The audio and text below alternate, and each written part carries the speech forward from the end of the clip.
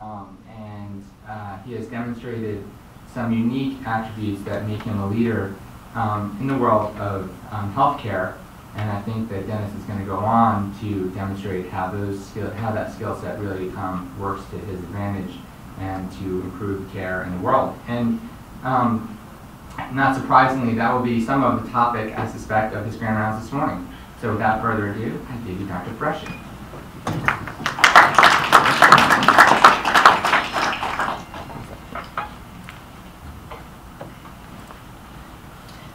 Thank you very much, Dr. Derman, for that wonderful introduction.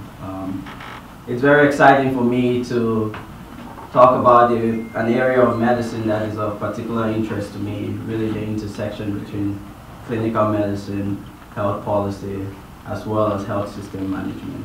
And to do so in the context of Cameroon, where I lived for 18 years, to me is very, very exciting. My job today is a very simple one. I will give a very brief overview of the history of Cameroon, talk a little bit about the administrative structure, the current burden of disease in the country, a little bit of talk about issues of access to care, and also issues about risk pooling in the country, human resources for health, and talk a little bit about the challenges that the system as a whole faces and what opportunities may be available in that setting. For many students of history, myself included, students of African history, one is always very excited as to know what Africa was like prior to the European colonialization. This was Africa prior to the Europeans setting foot in the continent. You see that there are three major imperial systems at the time. The West African system, really the dominant partner in the African history. Cameroon was really to the eastern part of that West African imperial system. The Cameroon kingdoms, mainly the Douala kingdom in the southern part and in the northern part, the Lamidos, still very strong today. But this system where you had the Ghanaian Empire, the dominant player in the Western imperial system, together with the Songhai Empire, that's how it looked like prior to when this guy showed up. First Baron Vasco da Gama, the Portuguese sailor, really was the one who first discovered the sea route to India. And the Portuguese really were the first Europeans to graze the coast of Africa. They settled in the coast, and in Cameroon, in this area, when the Portuguese came up to the river leading up into what is currently the coastal city of Douala, the economic capital in Cameroon, they were very impressed at the variety of seafood that they found in that river, and they named that river the Rio dos Cameros, which literally translates to the river of prawns. And Rio dos Cameros is how Cameroon gets its name, believe me. They settled in the coastal region because going hinterland was a big problem. Then, as it's currently the case, malaria remains endemic in this area, and they had not found any treatment for malaria. So most Europeans settled at the coastal region until this guy that we know him as Adrian van Spiegel, with the Spiegelian hernia named after him. He was the first, while at the University of Padua in Rome, he was the first to really describe comprehensively malaria, because malaria was endemic in Rome as well. And it would be a problem for Europeans traveling around the country until quinine was discovered in Latin America. The quinine trade was really a very interesting trade because three countries, Britain, France, and Germany, really dominated the quinine trade and used it for strategic advantages. They used it to break Portugal's stranglehold in Africa. And they used it and went into Africa's hinterland because they could now cure or treat malaria among themselves, and many of them were not suffering from fatalities from malaria. And by going into the hinterlands, they were able to get more raw materials to spur the industrial revolution that was taking shape in Central Africa and in Central Europe.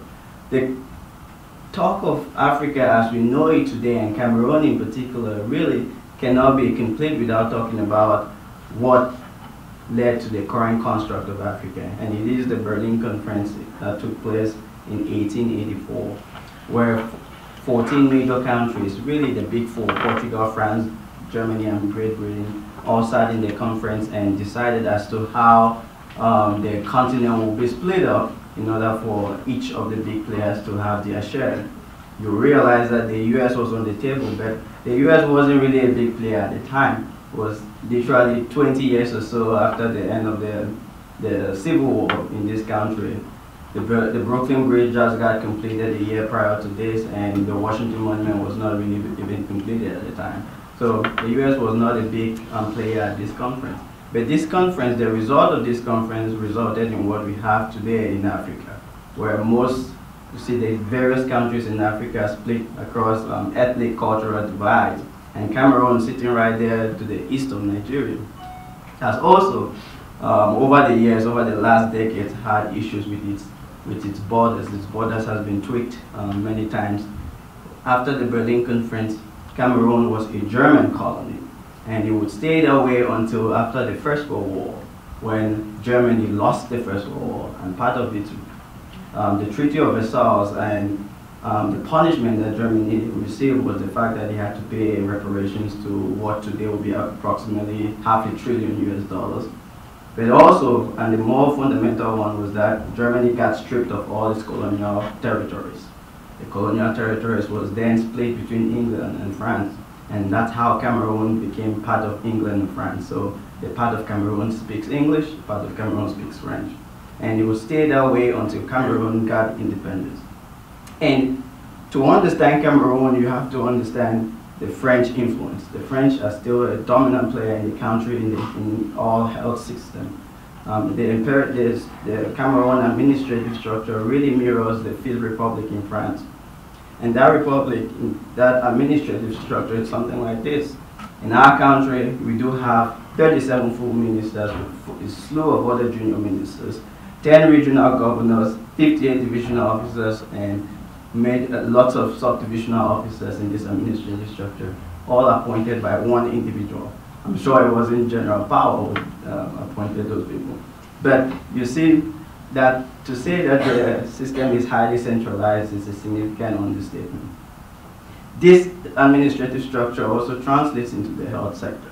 If you look at the health system, we have a three-tiered division. The central level, which is at the level of the Ministry of Public Health, really the strategic area, in the strategic management arm in the country where health policy is being set. The intermediate level is the 10 regional directors in the country, and this serves as a very technical level. Although they don't have that much influence as far as implementation, their budget is just about 5% of the total budget in the health Ministry of Public Health. At the periphery, you have the operational arm, which is at the level of the district health post and other management of community programs. And this area is, for the most part, managed directly from Yaoundé, the administrative capital in Cameroon. If you look at the national health strategy in the country, you would realize that it's varied for the last decades, significantly varied. You've had a system where the colonial period really was when they used a lot of mobile health units, right? The colonial powers, in order to go into the hinterland and take care of experts in the country, but also provide ancillary services to the local indigenous population. That will continue until post-independence, where in the post-independence period, there was a lot of experimentation on community health. And that went up until the Alma-Ata Declaration in 1978 in Kazakhstan. This was a significantly internationally driven initiative to focus healthcare primarily on the provision of primary health care.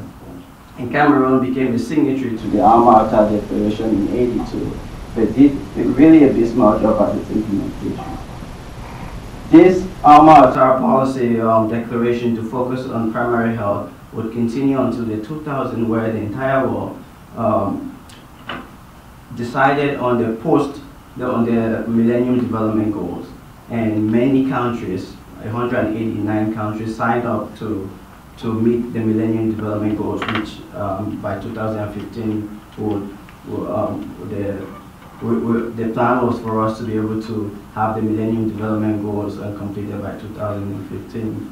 So Cameroon has been implementing that strategy for the last 14 years. And that's really how the current health system is organized. If you look at the country as a whole, it's a very young country. Really less than 5% of the population is above 60 years of age. That provides significant opportunities. If you look at its demographic profile, you realize that despite the fact that the crude death rate is decreasing, it still remains very elevated at 12.5. The fertility rate is still very high at 4.6. And a child born today in Cameroon is expected to live to 55. Obviously, in the US, we are expected to live till 82, I think. There is still a significant proportion of folks who live below $2 a day, more than 35%, and the central government still spends very little on healthcare. One thing that's very similar between the US and Cameroon is the fact that our Gini index, which is really a measure of economic inequality in the country, the difference between the haves and the have-nots, is very similar between the US and Cameroon. In Cameroon, the top quintile owns more than 70% of the world, and it's something that you see in China and here as well. But you can't really talk about public health and health with economic development without talking about Robert Fogel. Dr. Fogel was an economic historian at the University of Chicago, who was the first historian, economic historian, to look at the relationship between good health and economic growth. And he looked back in the 18th century, looking at France and Britain, looking at London and Paris, and figured out was the first to realize that when these cities improved their healthcare delivery in the city, they saw in a 50-year period significant economic growth.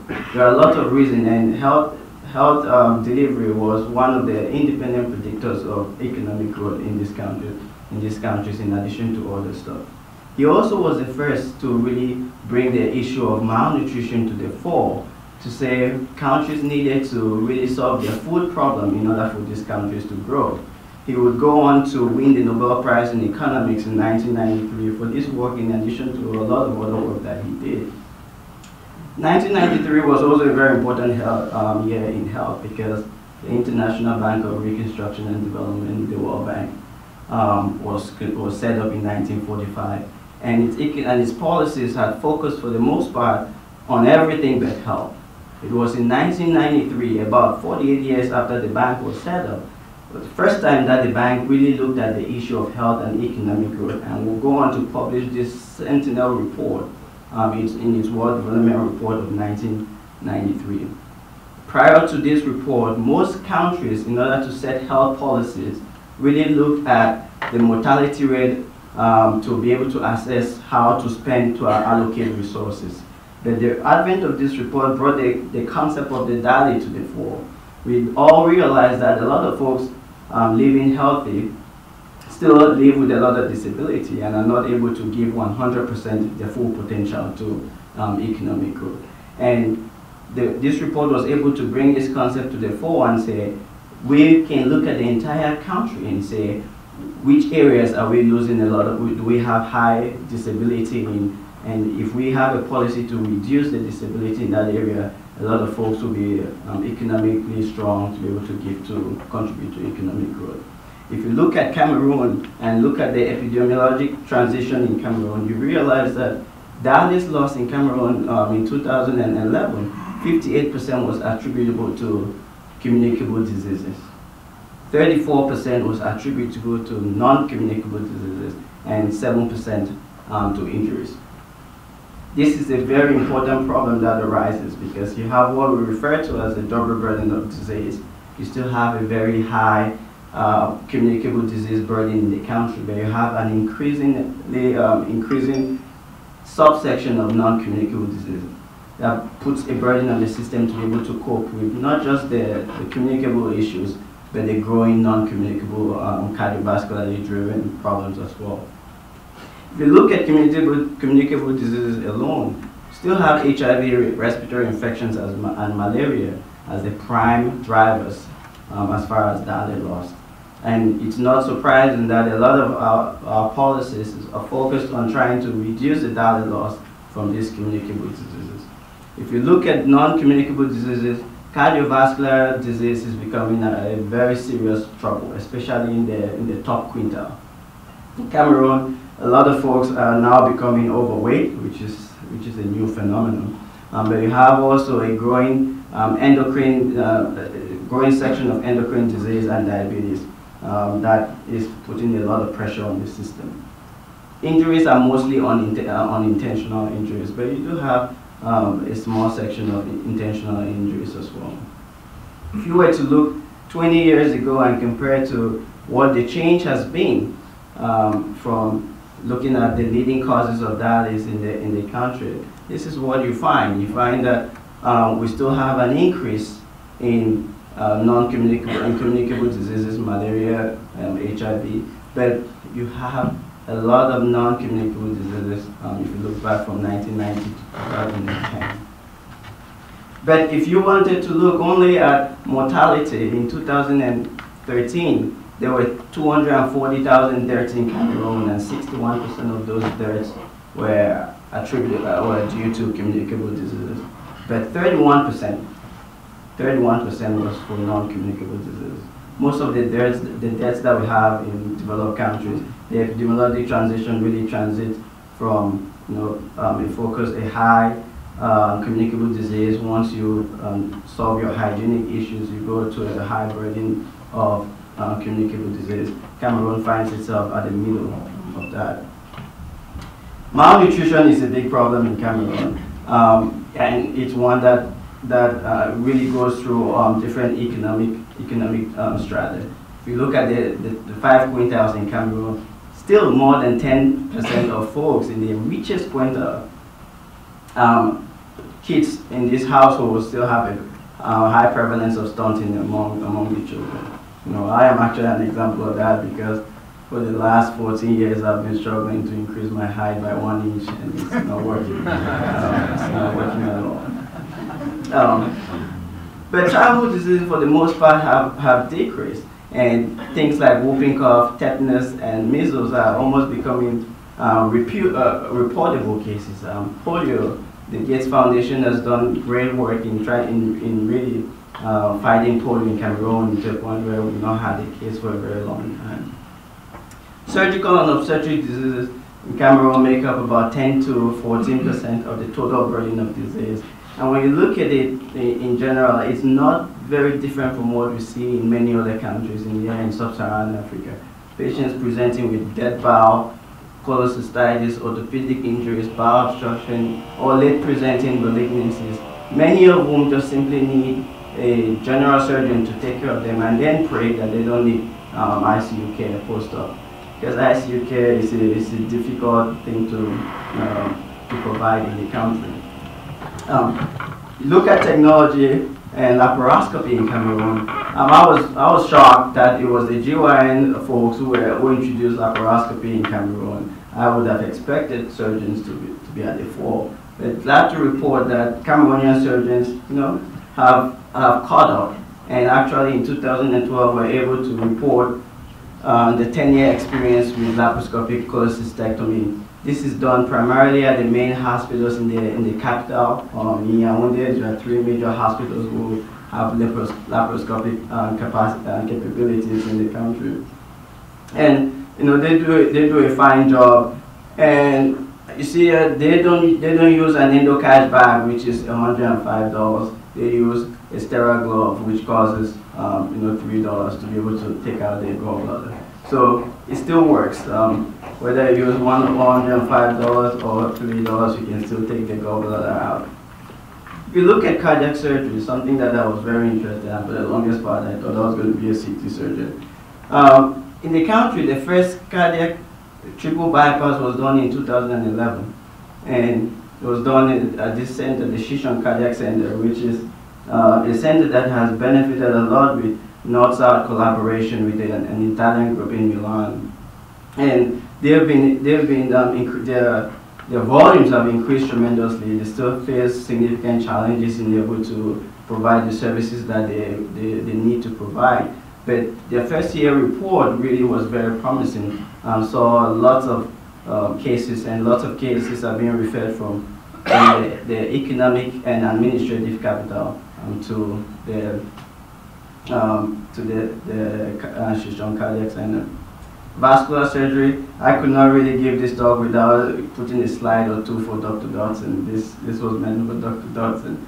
But you know, you have the increasing issue of cardiovascular disease in Cameroon, and unfortunately, lots of patients walk around with chronic kidney disease, and many don't know about their status, the fact that they have chronic renal insufficiency.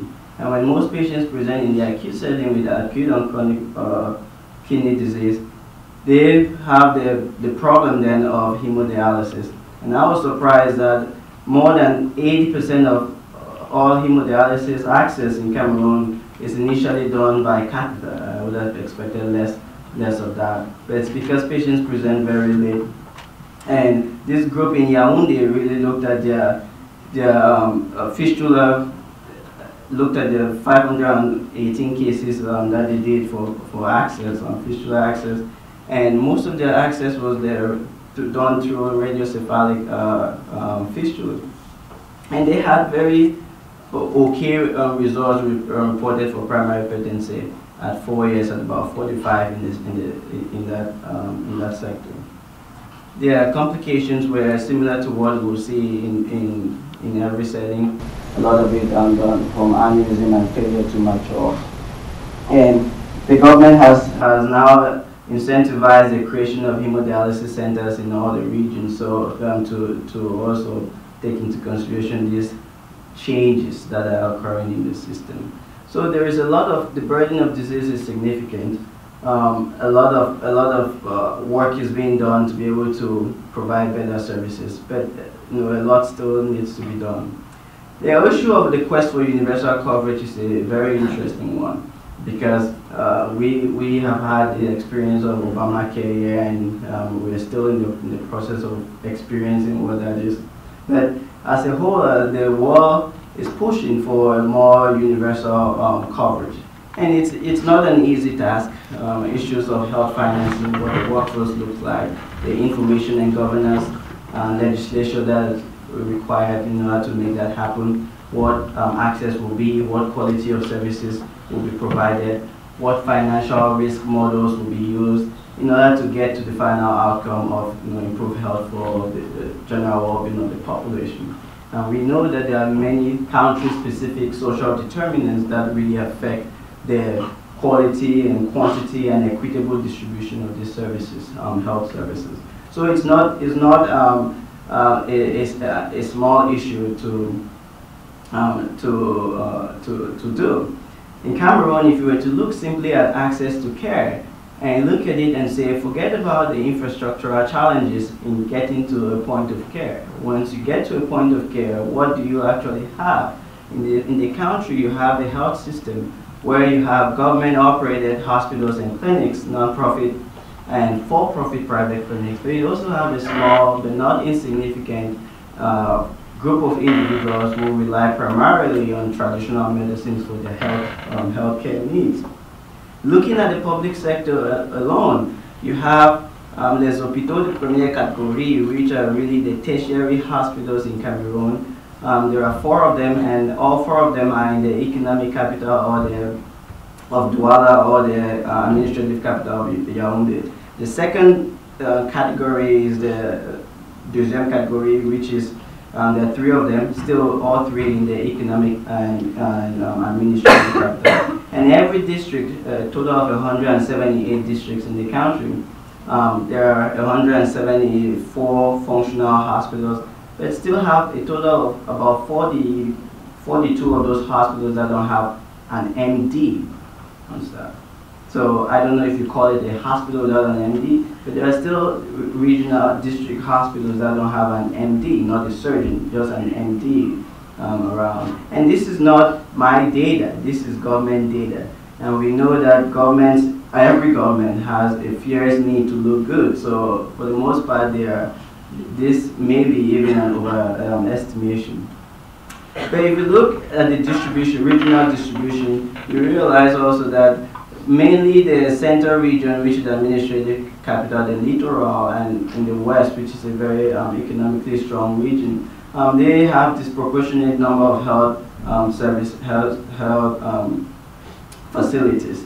And the private health sector is driven for the most part by church organizations. The Cameroon Baptist Convention, for example, is one of the biggest church group that provides services, and we have in Cameroon the Bingo Baptist Hospital, where Dr. Wood and many others have visited, Dr. John Pollard. That hospital was really the first hospital to institute general surgery residency in the country, as we know, a 5-year residency program. So the private sector, you now have a growing number of for-profit hospitals in the country. The last count a couple of years ago was about 95. So it's also grown. Traditional medicine is still there. It's small, but it's you have less than 10% of folks who rely primarily on traditional medicine. And it doesn't matter your disease severity, where you live, what economic quintile you go. It's almost it's still the same, less than 10%, but between 5 and 10% of folks rely primarily on that. Self-medication is a very common thing. The government reports that more than half of Cameroonians will self-medicate for about a week before seeking medical attention, and has nothing to do with your economic strata as well. Even when folks had severe illnesses, 40% will self-medicate for a week before seeking medical attention. So it's not something that should be taken lightly. If you were to look at the system and look at the financing of the system, because as physicians or surgeons, we always look at what's coming in, what's going out, how are patients getting to us, what are the costs of our services, and are patients able to pay, to afford to have a cholecystectomy and things like that in that setting, because you have to pay before it happens. You realize in the entire risk pooling modules that are available out there, you have state-funded systems, which when one thinks about this is really the UK system, which has been adopted and modified a little bit by countries like Ghana, and attempts to really have universal coverage, but most of the time lacks management and managerial efficiency. The social insurance is really a German-driven model, but most European countries have this social insurance system. We are the private insurance system. A little other countries like Chile, but the US, by and large, and in Africa you have South Africa, which has more than 40% private insurance in the country. Community health insurance is also a German, South Korea, Japan-driven system. But in Africa, you have countries like Rwanda that are doing a tremendous job in providing social, community health insurance. And in countries like Rwanda, you have more than 80% of the population with health insurance. If you were to ask the question in Cameroon, what do you have? Very little of any of this. And you ask the question, what percentage of adults in Cameroon have health insurance of any kind? You realize that 95% have zero health insurance. Zero health insurance. Not my data, government data. And most patients are paying out of their pocket. And if you look at what patients are paying out of their pocket, when they did the study looking at the last 30 days, what households have spent on healthcare. In Cameroon, the average at the time, this was in 2011, was $64. And we can say it's not a big deal, but in most households, average households, $64 represents close to 15% of annual monthly revenues in this household. So it's not an issue to be taken lightly. And it also varies, obviously, by regional distribution, different cities, how economically viable those cities are. And a lot of these patients have different sources of the money from themselves, the more money that's borrowed. But the system as a whole needs to be tinkered with a little bit to be able to provide better coverage for patients in general. In 2011, African heads of state met in Abuja, Nigeria, and came up with the Abuja Declaration, which they all committed to spend 15% of their total budget on healthcare. Cameroon is spending today at 4.7% of its budget on healthcare, and very few African countries have made that pledge. But it's a way of gauging what the government is spending and what importance it's placing on health in the entire country. If we were to look at different ways of looking at health expenditure, one of the best ways to look at is the per capita health expenditure. And per capita looks at all health expenditure in the country, private sector, public sector, and then normalizes that for the population in the country to say how much is the US spending on one person, Denis, a year. And if you look at Cameroon, look at Ghana for comparison, you see that Cameroon is spending about $50 a year per capita health expenditure on each of its citizens. South Africa is doing a better job at 600 or so. But if you wanted to look at the US, we have to create a different legend to put the US on the map, because as of 2012, per US citizen, we were spending $9,000 approximately per US citizen. Obviously, we all know it's not sustainable, but there is a healthy medium that can be reached from cost controls and things. The sources of funding for healthcare expenditure is an interesting one. In Cameroon, the country or the state provides 62% or so of all funding. And thanks to President George W. Bush and his support for the Global Fund for Tuberculosis, AIDS, and Malaria, as well as the Global Alliance for Vaccinations and Immunizations, a lot of these programs are supporting strategies that reduce communicable diseases in most of sub-Saharan Africa, and it's funding about 35% of the total health cost. So the money is a big issue, and it's one that definitely needs to be addressed as well. An area that's of great interest to me, obviously, is the human resources for health.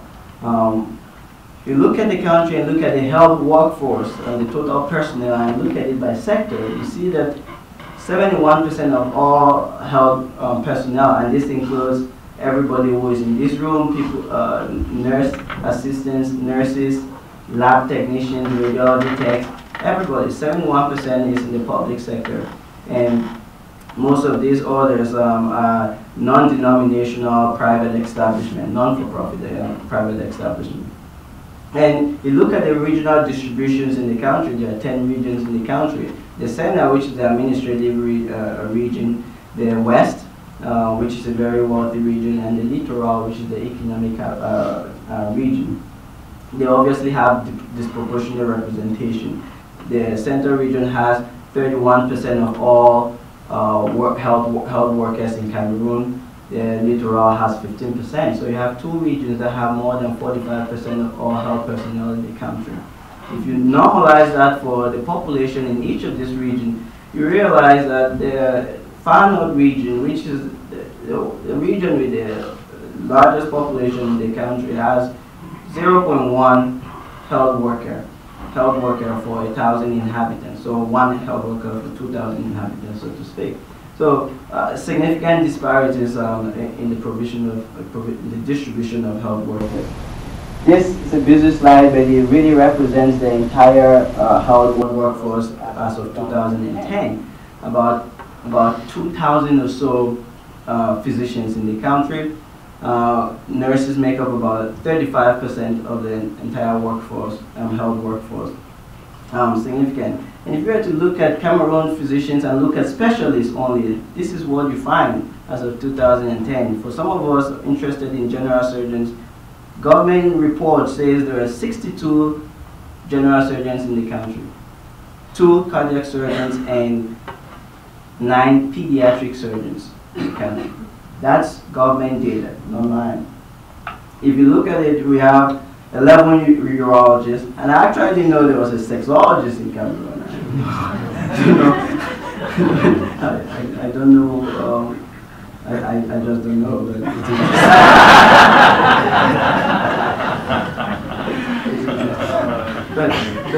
because that's what you have. And you know, I've given presented a lot of data. What does that really mean? What's the context? What does it mean in real terms? I had to then look at you know, Emory and say, what does this mean? At Emory, we have the Emory Health Network, which was started in 2011, and we have more than 6 hospitals, 200 provider locations, 1,800 physicians in more than 70 specialties, and 220 primary care physicians. That's the Emory Health Network. And if we were to look at that and look at the physician density for Cameroon, you mean 0.9 physicians for 10,000 individuals. That means Emory Health Network should be responsible for 20 million people. Think about that. That means Emory should be the only health system in 3 states: Alabama, Georgia, and Tennessee. That's the trouble. That's the problem that you face. Think about it. There's no Vanderbilt, there's no UAB, there's no Piedmont, it's Emory Health Network. So when you look at the challenge, we have to be able to contextualize it to be able to know what strategies to implement. Obviously, you have task shifting that becomes very important because you don't have the physicians there. Somebody has to do the job when the patient comes in dying. So you have to be able to, and this is used as a stopgap mechanism to be able to provide services. We see that in physician settings, we see that in dental settings. And they looked at 10 dental clinics in Cameroon, services provided by dentists or mid-level providers. And we realized that of all procedures being done at these 10 dental clinics, 92% of those procedures were being done by mid-level providers. And if you look at the clinics themselves and look at the number of dentists on staff and the number of mid-level providers on staff, you have a ratio of about 10 to 1.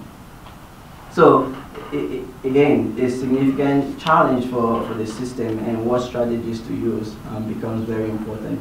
Pharmacists in the country, there are 331 private pharmacies. Most hospitals have their hospital-based pharmacies. But the policy in the country is for every pharmacy to have a state licensed pharmacy affiliated with that. The problem is you have 152 pharmacists in the country for 331 pharmacies. So, and a lot of these pharmacies also work in the government sector. So you have inevitably the problem of counterfeit medications, which at times is estimated to be close to 25% of all counterfeits in the, of medications in the country. Anti-malaria being the most common. You have Nigeria, India, and China, where most of the counterfeits are coming from. So significant challenges as a whole. When you look at the health system in totality, then you have 4 major challenges that you see: poor governance, inadequate training, inequitable access to health services, and poor quality of healthcare delivery. Poor governance, you have the issues that come with it: institutional weaknesses, poor partnerships, corruption, lack of community participation. It's a no-brainer, so to speak. Inequitable access to care is mostly a financially driven problem, but you still have the issues of physical limitations in getting to facilities, and as I indicated earlier, a small proportion of folks who still predominantly go to traditional medicine irrespective. If you look at training of health personnel, there's really not much into this. There's deficit in operational research. The folks are just not there. There are economic migrations that happen all the time in every country, in every sector. And different countries have used different mechanisms to really restrict the flow of health personnel. From even you look at European countries and the policies in Europe as far as the migration of health personnel, it's all about making sure that folks don't travel freely. But a lot of people will graduate and leave the country because of economic opportunities.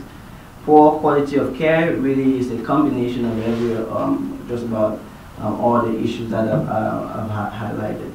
And when you look at it, you start asking the question, what can be done? And lots of folks are asking these questions around the country here and other places, in Cameroon and in other sub-Saharan African countries. And a lot of folks have poor quality of care. Really is a combination of every just about all the issues that I've highlighted. And when you look at it, you start asking the question, what can be done? And lots of folks are asking these questions around the country, here and in other places, in Cameroon, in other sub-Saharan African countries. And a lot of folks have government-driven strategies. That's great, because government is part of the problem and also part of the solution. But an area that's not really discussed that much in many of the settings is the area of the private sector and its importance, its relevance as far as the delivery of care. We at Emory are a private hospital, and we play a central role in the delivery of care, not just in Georgia, but in most of Southeast US and also internationally. So it's very important to be able to look at systems where the private sector is involved. And we look at, in Africa, in Cameroon, what market opportunities are available in the health sector. Interestingly, in March 2000, the renowned magazine, economic magazine, The Economist, published this editorial on Africa, called Africa the Hopeless Continent. And this editorial drew significant ire from just across the entire globe. But when you looked at the analysis in general, they were not really, they had reason for drawing that conclusion, because most economists, like physicians, surgeons, we base our future predictions on historical data. And in the 90s, Africa's economic growth had been at about 2%, but it had a population problem, because the continent was growing population-wise at about 2.5 to 3%. And if you put the two together, even my grandma will tell you that doesn't add up. And so the economists concluded that Africa, was a hopeless continent. The problem is, 13 years after, this is what Africa has done. 13 years after that publication, Africa's GDP has doubled over a 10-year span and is growing tremendously. Second at the time in 2013, only to emerging Asia as the area with compounding real GDP and not growing faster. We look at the annual rate of return in investment for foreign directed investment. In 1995, Africa was at 6%. In 2012, was at 13%. Today, Africa is the fastest growing continent in the entire world. And in fact, the African lions overtook the Asian tigers last year as far as the fastest growing region. So this really then forced, as we know, who've been to Addis and places, and Addis today is a place that you would not recognize if you were there 10 years ago. The growth is spellbinding, the amount of growth that's happening. And because of this, the economists actually then went back and recanted on its initial assessment. And now Africa is a hopeful continent. So this translates a lot, and even US business folks have been pressuring the entire administration to have a more proactive African strategy, forcing the US, just about a month ago, Obama had the first US-Africa summit where he had 50 heads of state or so to talk about how to have the US more involved, because China pretty much had invested over a decade more than $1 trillion US in the continent and was reaping significant benefits. But this economic growth has direct implications into healthcare delivery.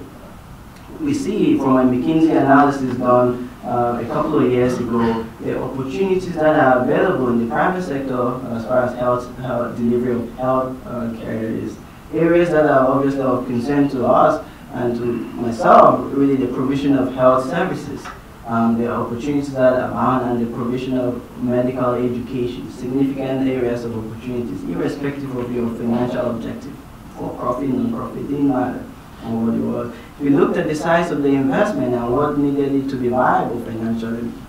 You realize that the provision of significant opportunities, again, in outpatient care, health service provision on an inpatient basis, distribution services, risk pooling modules, as well as medical and nursing education. So there are great areas of input. You look at it, in Cameroon, in Douala, for example, there are a growing number of clinics that are providing top quality care and still very financially viable. There is a significant need for imaging services. You look at web prep in regional hospitals. A lot of new imaging centers are being built in the countries from the private sector, the private service, to be able to provide a significant need that are out there. External beam radiotherapy machines in Africa in 2010, the Lancet estimated in Cameroon we do have 3 of those, the 3 in Douala and Yaoundé. The Cameroon needs 14 external beam radiotherapy machines as they estimate to be able to meet the needs. Again, areas of opportunities.